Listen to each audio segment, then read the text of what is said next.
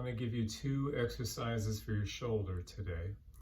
So the one is to loosen up the whole area, and the second one will be a resistance stretch for the front and the area in the back, especially the area of the upper spine.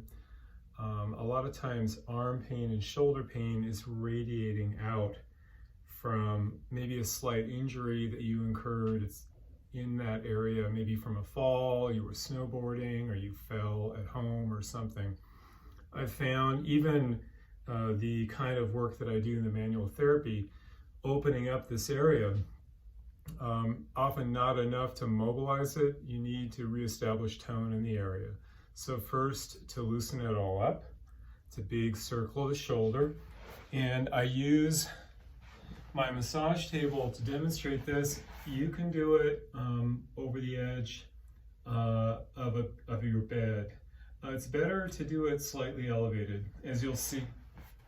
So I've got a slight diagonal, and this is similar to what I showed in the first aid video, the first one.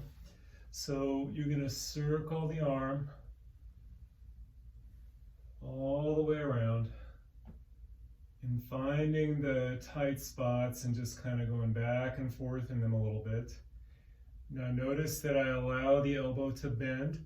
Also notice that I'm letting a little bit of play happen in the hip. So I'm not here and I'm not here, which you can do if you want something more extreme. But what I am showing you is with a slight diagonal, like a lean of the knees to the right in this case in my body. And so I'm circling this around, finding the opening right here in front of the shoulder. Most dysfunction, most pain comes from excess tightness in the front of the joint. So most people are not overdeveloped in the back of the shoulder, but rather it gets fibrous and tight here. That also impedes the flow of the nerves coming down from the neck, the nerves for the arm that come down from the neck, go under the clavicle or collarbone, and go down into the axilla or armpit region. So we want to really open all of this up.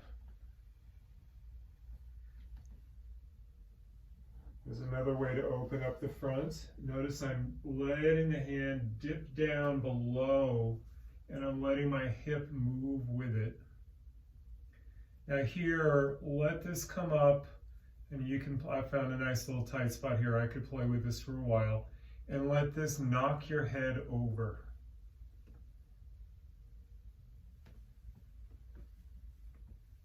Opening. Now, with some clients, I'll also teach them to do this with a weight in their hands, nothing too heavy, you know, like 2.5 pounds, 5 pounds max. But that can also help. Holding a tennis ball can also be nice. Many of us need a little bit of help with the awareness of that area. So we're opening this all up right here, big circle. Now let's look, and you know, first of all, what that does, you're going to feel a lot more openness in this kind of movement. Opens the pull, and also you can get neck pain and headache pain from tension along the root of the nerves. Yeah. Very important nerves also coming down from the neck in the back.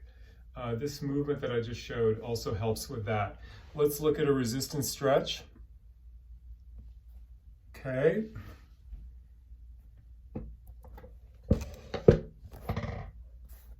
And I got to change the camera a little bit.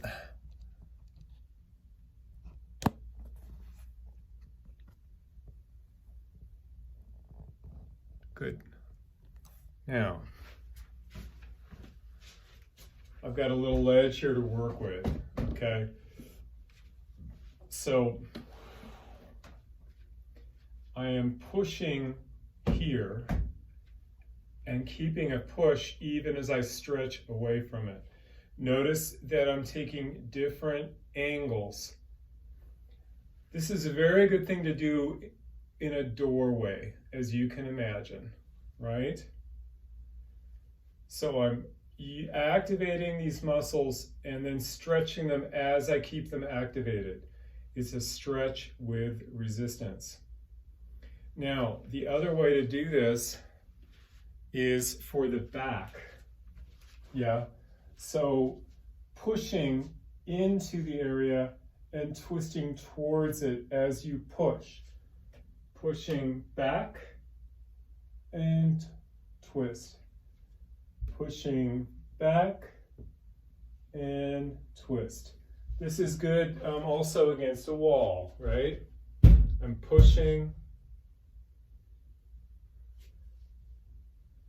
And again, finding different angles. The idea is to target these muscles in the back here. And as I said, sometimes you'll have a fall and overstretch some muscles or tendons back here. When they're angry, they can really cause a lot of pain, and they make it difficult for their ribs to sit properly in their attachments. And when they do that, they can sometimes push right into the nerves, the nerve bundles in there, and that is not fun. Okay, try it out. Thanks.